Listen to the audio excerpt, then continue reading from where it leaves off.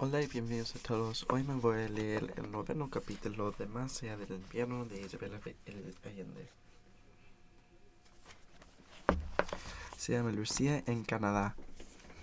Lucía Maras acababa de cumplir 19 años y se había inscrito en la universidad para estudiar periodismo cuando comenzó su vida de refugiada. De su hermano Enrique no volvieron a saber nada. Con el tiempo, después de mucho buscarlo, sería uno más entre aquellos que se esfumaron sin rastro. La muchacha estuvo 2 meses en la embajada de Venezuela en Santiago, en espera de un salvoconducto que le permitiera dejar el país. Los cientos de después, como insistía en llamarlos el embajador para minimizar la humillación de ser aislados, dormían tirados donde minimizar la humillación de... en llamarlos en abrazar para minimizar la humillación de ser asilados, dormían tirados donde cupieran y hacían turno a todas horas ante los contados baños de la casa. Varias veces por semana otros perseguidos se las ingeniaban para saltar la muralla a pesar de vigilancia militar en la calle. A Lucía les pusieron en los brazos un recién nacido que introdujeron en un coche diplomático, oculto en un canasto de verduras con el encargo de cuidarlo hasta que consiguieran asilar a los padres. El hacinamiento y la angustia colectiva se presentaban para conflicto, pero rápidamente los nuevos huéspedes aceptaban las reglas de convivencia y aprendían a cultivar paciencia. El salvoconducto de Lucía tardó más de lo habitual para alguien sin antecedentes políticos o policiales, pero una vez que llegó al poder de embajador pudo irse antes que la llevaran acompañada por 2 diplomáticos de la embajada hasta la puerta de avión y de allí a Caracas alcanzó a entregarle el bebé a sus padres, quienes al fin habían podido asilarse. También alcanzó a despedirse de su madre por teléfono con la promesa de regresar pronto. No vuelvas antes de la democracia, respondió Elena con la voz entera. A Venezuela, rica y generosa, empezaban a llegar cientos de chilenos, que pronto llegarían a ser miles y miles, a los cuales se sumarían los fugitivos de la guerra sucia en Armenia y Uruguay. La creciente colonia de refugiados del sur del continente se aglomeraba en ciertos barrios donde desde la comunidad hasta el acento del español en la calle era de esos países. Un comité de ayuda a los exiliados le consiguió a Lucía una pieza donde vivir sin costo durante 6 meses y un trabajo como recepcionista en una elegante clínica de cirugía plástica. No alcanzó a ocupar la pieza ni el empleo más de 4 meses porque conocía a otro exiliado chileno, un atormentado sociólogo de extrema izquierda, cuyas peroratas recordaban con dolorosa intensidad a su hermano. Era guapo y esbelto como un torero, con un pelo largo y grasiento, manos finas y labios sensuales de expresiva perspectiva. No hacía nada por disimular su malenio ni su arrogancia. Años más tarde, Lucía habría de recordarlo con perplejidad, sin entender cómo pudo enamorarse de un tipo tan desagradable. La única explicación podía ser que era muy joven y estaba muy sola. Al hombre le chocaba la alegría natural de los venezolanos, a su parecer signo incontestable de decadencia moral, y convenció a Lucía de que emigraran juntos a Canadá, donde nadie desayunaba con champán ni aprovechaba el menor pretexto para bailar. En Montreal, Lucie y su desaliñado guerrillero teórico fueron recibidos con los brazos abiertos por otro comité de gente buena, que los instaló en un apartamento provisto de muebles útiles de cocina y hasta ropa a su medida en el ropero. Era pleno enero, y Lucía pensó que el frío se la había instalado en el esqueleto para siempre. Vivía encogida, tiritando, envuelta en capas de lana, con la sospecha de que el infierno no era una hoguera de dantesca, sino un invierno en Montreal. Sobrevivió en los primeros meses buscando refugio en las tiendas, en los buses de calefacción, en los túneles subterráneos que conectaban los edificios. En su trabajo en cualquier parte, menos en el apartamento que compartía con su compañero, donde la temperatura era adecuada, pero el ambiente se cortaba con tijeras. Mayo llegó con una primavera exuberante, y para entonces la historia personal de Ruggiero había evolucionado hasta convertirse en una aventura hiperbólica. Resultó que no había salido de la embajada de Honduras en avión con un salvoconducto, como entendía Lucía, sino que había pasado por la vía Grimaldi, el infame centro de tortura, de donde había salido dañado de cuerpo y alma, y había escapado por peligrosos pasos cordilleranos desde el sur de Chile hasta Argentina, donde se salvó por un pelo de ser otra víctima de la guerra sucia en ese país. Con tan doloroso pasado, era normal que el pobre hombre estuviera traumatizado y fuera incapaz de trabajar. Por suerte, contaba con la absoluta comprensión del Comité de Ayuda a los Exiliados, que le facilitó los medios para recibir terapia en su propio idioma y disponer de tiempo para escribir una memoria de sus sufrimientos. Entretanto, Lucía aceptó 2 empleos de inmediato, porque no creía merecer la caridad del comité. Había otros refugiados en condiciones más urgentes. Trabajaba 12 horas diarias y llegaba a cocinar, limpiar, lavar ropa y levantarle el ánimo a su compañero.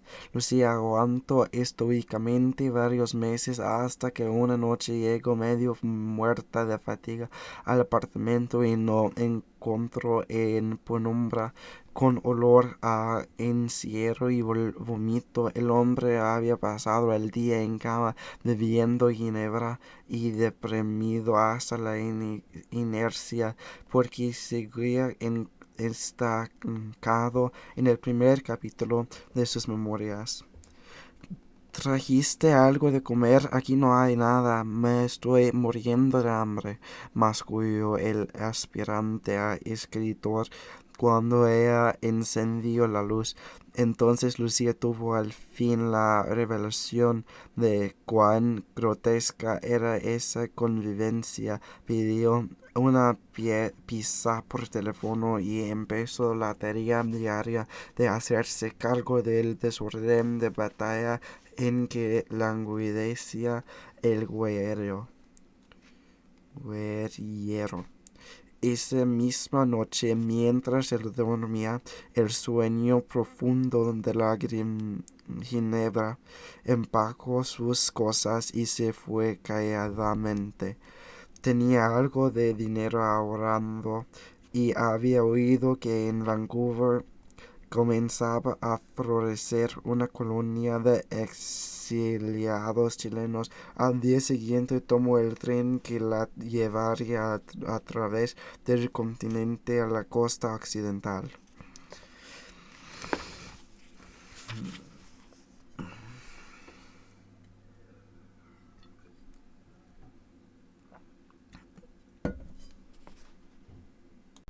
Lena Maras visitaba a Lucía en Canadá una vez al año y se quedaba con ellos 3 o 4 semanas, nunca más, porque seguía buscando a Enrique.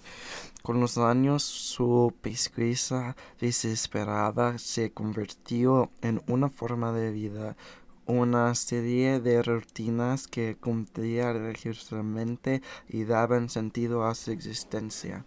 Poco después del golpe militar, el cardenal abrió una oficina, la Vicaría de la Solidaridad, para ayudar a los perseguidos y a sus familias, donde Elena acudía cada semana, siempre en vano. Ahí conoció a otras personas en su situación, hizo amistad con los religiosos y voluntarios y aprendió a moverse en la burocracia del dolor. Mantuvo contacto con el cardenal hasta donde fue posible, porque el prelado era la persona más ocupada del país. El gobierno soportaba de mala gana a las madres y después a las abuelas que desfilaban con los retratos de sus hijos y nietos prendidos al pecho y se instalaban en silencio frente a los cuarteles y centros de detención con pancartas reclamando justicia. Esas viejas testarudas se negaban a entender que las personas que reclamaban nunca fueran detenidas, se habían ido a otra parte o jamás existirían. En el amanecer de un martes invernal, una patrulla llegó al apartamento de Elena Maras a notificarle que su hijo había sido víctima de un accidente fatal y podía recoger sus restos al día siguiente en la dirección que le dieron, después de advertirle de que debía presentarse exactamente a las 7 de la mañana en un vehículo de tamaño apropiado para transportar un ataúd. A Elena le fallaron las rodillas y se desplomó en el suelo. Había esperado durante años alguna noticia de Enrique y al verse confrontado con el hecho de haberlo hallado, aunque fuera muerto, le falló el aire en el pecho. No se atrevió a acudir a la vicaría por temor a que cualquier intervención arruinara esa oportunidad única de recuperar a su hijo, pero supuso que tal vez la iglesia o el cardenal en persona habían obrado ese milagro. Acudió a su hermana porque le faltó valor para ir sola, y fueron juntos, vestidas de luto, a la dirección que les dieron. En un patio cuadrado rodeado de muros chorreantes por la patina de la humedad y el tiempo, las recibieron unos hombres que les señalaron un cajón de tablas de pino y les dieron instrucciones de enterrarlo antes de las 6 en la tarde. Estaba sellado, les indicaron que estaba terminantemente prohibido abrirlo, les entregaron un certificado de defunción para el trámite de cementerio y le dieron a firmar a Lena un recibo donde constaba que el procedimiento era conforme a la ley. Le dieron copia del recibo y le ayudaron a poner el ataúd en el camión del mercado que las mujeres habían alquilado. Lena no fue directamente al cementerio, según las órdenes, sino a la casa de las sus hermanas, una pequeña parcela en las afueras de Santiago. Con ayuda del camionero bajaron el ataúd, lo pusieron sobre la mesa del comedor y una vez que estuvieron solas cortaron la banda metálica del sello. No reconocieron el cuerpo. No era Enrique, aunque en el certificado ponía su nombre. Lena sintió una mezcla de horror ante el estado de que estaba ese joven y de alivio porque no era su hijo. Podía mantener la esperanza de encontrarlo vivo.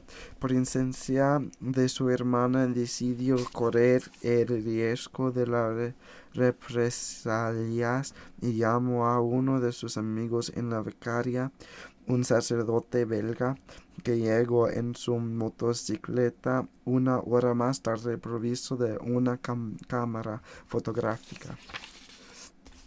¿Tienes alguna idea de quién puede ser este pobre muchacho, Lena?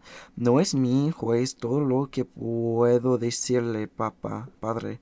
Vamos a comprar su foto con las de nuevos archivos a ver si podemos identificarlo, a avisar a su familia, replicó el sacerdote. Entre tanto, yo no voy a entrar como corresponde, porque así me lo ordenaron y no quiero que vengan y me lo quiten, decidió Lena. ¿Puedo ayudarla con eso, Lena? Gracias, pero puedo arreglarme sola. Por el momento ese chico podrá descansar en un nicho junto a mi marido en el cementerio católico. Cuando usted encuentre a su familia podrán trasladarlo donde desean. Las fotografías que tomaron de ese día no correspondían a ninguna de las que había en los archivos de la vicaría. Como le explicaron a Lena, tal vez ese joven ni siquiera él era chileno, podía haber llegado de otros países, quizá de Argentina o de Uruguay. En la Operación Cóndor, que unía a los servicios de inteligencia y represión de las dictaduras de Chile, Argentina, Uruguay, Paraguay, Bolivia y Brasil, con un saldo de 60.000 muertos. A veces se produjeron confusiones en el tráfico de prisioneros, cuerpos y documentados de identidad. El retrato del muchacho desconocido quedó puesto en la pared de la oficina a ver si alguien lo reconocía. Habrían de pasar varias semanas antes de que a Lena se le ocurriera que el joven que había entrado podía ser el medio hermano de Enrique y Lucía, el hijo que su marido tuvo con la otra esposa. Esa posibilidad de convirtió en un tormento que no la dejaba en paz. Se puso en acción para localizar a la mujer que habría rechazado años antes, arrepentida hasta los huesos de haberla tratado mal, porque ni ella ni su niño eran culpables. También ellos habían sido víctimas del mismo engaño. Mediante la lógica de la desesperación, se convenció de que en alguna parte había otra madre abriendo un cajón sellado donde estaba Enrique. Creo que si ella encontraba a la madre del muchacho que había entrado, alguien la buscaría a ella en el futuro para darle razón de su propio hijo, como sus esfuerzos y los de la vicario fueron inútiles. Contrató a un detective privado especializado en personas perdidas, como decía su tarjeta de presentación, pero tampoco él pudo encontrar rastros de su mujer ni de su hijo. Se deben de haber ido al extranjero, señora. Por lo visto, a mucha gente le da por viajar en esos tiempos, dijo el detective. Después de eso, Lena envejeció de súbito. Se jubiló del banco donde había trabajado muchos años. Se encerró en su casa y solo salía para insistir en su búsqueda. A veces iba al cementerio y se plantaba ante el nicho del joven desconocido a contarle sus penas y pedirle que si su hijo andaba por esos lados, le dijera que ella necesitaba un mensaje o una señal para dejar de buscarlo. Con el tiempo llegó a incorporarlo a su familia como un espíritu discreto. El cementerio, con su silencio, sus avenidas sombrías y sus palomas diferentes, lo ofrecía consuelo y paz. Ahí había puesto a su marido, pero en todos esos años nunca había ido a visitarlo. Ahora, con el pretexto de rezar por el muchacho, también rezaba por él. Lucía Maras pasó los años de su exilio en Vancouver, una ciudad amable con mejor clima que Montreal, donde se establecieron cientos de exiliados del cono sur en comunidades tan cerradas que algunos vivían como si nunca hubieran salido de sus países, sin mezclarse con los canadienses más allá de lo indispensable. No fue el caso de Lucía. Con la tenacidad heredada de su hermana, aprendió inglés, que hablaba con acento chileno, estudió periodismo y trabajó haciendo reportajes de investigación para revistas políticas y televisión. Se adaptó en el país, hizo amigos, adoptó una perra llamada Olivia, que habría de acompañarla 14 años, y compró un minúsculo apartamento porque era más conveniente que alquilar. Si se enamoraba, lo que ocurrió más de una vez, soñaba con casarse y echar raíces en Canadá. Casarse. Pero apenas se le enfriaba la pasión, le volvía el golpe, la nostalgia por Chile. Su lugar estaba allí al sur del sur, en ese país largo y angosto que le reclamaba. Volvería, estaba segura. Varios exiliados chilenos habían regresado y llevaban una existencia que trataba de bulla sin ser molestados. Sabía que incluso su primer amor, el verío melodramático de pelo grasiento, había vuelto a Chile sigilosamente y estaba trabajando en una campaña de seguros sin que nadie se acordaba o supiera de su pasado. Pero quizá ella tendría menos suerte porque había participado sin descanso en la campaña internacional contra el gobierno militar. La había orado a su madre que no lo entraría porque para Elena Maras la posibilidad de que su hija también se convirtiera en víctima de represión era intolerable. Los viajes de Elena a Canadá se distanciaron, pero la correspondencia con su hija se intensificó. Empezó a escribirla a diario y Lucía lo hacía varias veces por semana. Las cartas se cruzaban en el aire como una conversación de sordos, pero ninguna de las dos esperaba respuestas para escribir esa abundante correspondencia. Era el diario de ambas vidas, el registro de lo cotidiano. Con el tiempo las cartas llegaron a ser indispensables para el cielo, lo que no le escribía a su madre era como si nunca hubiera sucedido para viva olvidada. En ese eterno diálogo epistolar, una en Vancouver, la otra en Santiago, desarrollaron una amistad tan profunda que cuando Lucía regresó a Chile se conocían mejor que si hubiera convivido desde siempre. En uno de los viajes de Lena, hablando del muchacho que le entregaron en vez de su Enrique, Elena decidió contarle a su hija la verdad sobre su padre que había ocultado durante tantos años. Si lo ven que me entregaron es atado, no es tu medio hermano. En alguna parte existía un hombre más o menos en tu edad que tenía tu apellido y misma sangre, le dijo. ¿Cómo se llama? Preguntó Lucía, tan sorprendida con la noticia de que su padre era viejo que apenas le salió la voz. Enrique Maras, como tu padre y tu hermano. He tratado de localizarlo,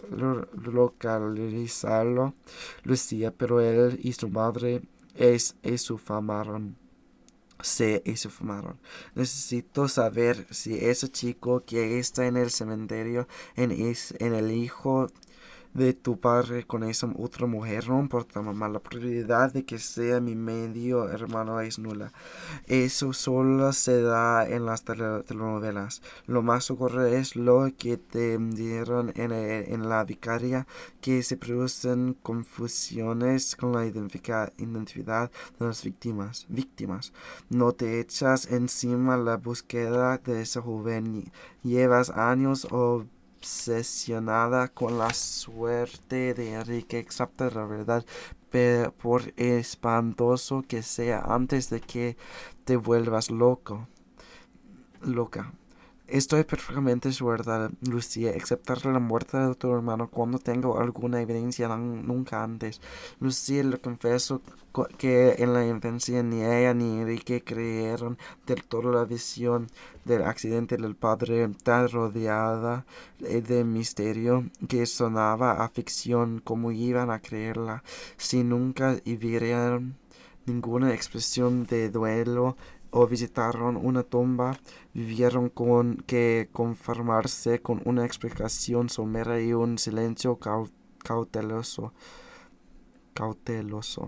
Inventaban versiones alternativas, que el padre estaba vivo en otro lugar, que había cometido un crimen y estaba prófugo o cazando crocodilos en Australia.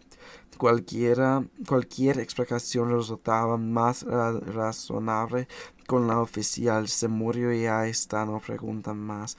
Ustedes eran muy chicos, no podían comprender la finalidad de la muerte. Mi obligación era preservarles de ese dolor. Me pareció más sano que olvidaran el padre. Pequé de soberbia, lo sé. Me propuse reemplazarlo, ser padre y madre para mis hijos. Lo hiciste muy bien, mamá, pero me pregunto si habrías actuado de esa manera si él no hubiera sido vivo. Seguramente no, Lucía. En ese caso tal vez lo habré idealizado. Me motivó el rencor más que nada y la vergüenza. No quise contaminarlos a ustedes con la frialdad de lo que pasó, por eso no les hablé de él más adelante, cuando tenían edad para comprender. Sé que les hizo falta un padre, menos de lo que te imaginas, mamá. Es cierto que habría sido mejor tener un papá, pero tú te las arreglaste de lo más bien para criarnos. La falta de padre deja un hoyo en el corazón de una mujer, Lucía. Una niña necesita sentirse protegida, necesita energía masculina para desarrollar confianza en los hombres y más tarde engrasar el amor, entregarse. ¿Cuál es la versión femenina del complejo de Edipo? Electra, tú no lo tuviste. Con razón eres tan independiente y andas saltando de un amor a otro, siempre buscando la seguridad de un padre. Por favor, vieja, eso no pura huelga freudiana. No busco a mi padre en mis amantes y tampoco es que yo ande saltando de cama en cama. Soy monógama en serie y los amores me duran largo, a menos que el tipo sea un pelotudo sin remedio, dijo Lucía, y se echaron a reír pensando en el guerrero abandonado en Montreal. Bueno, gracias por escuchando.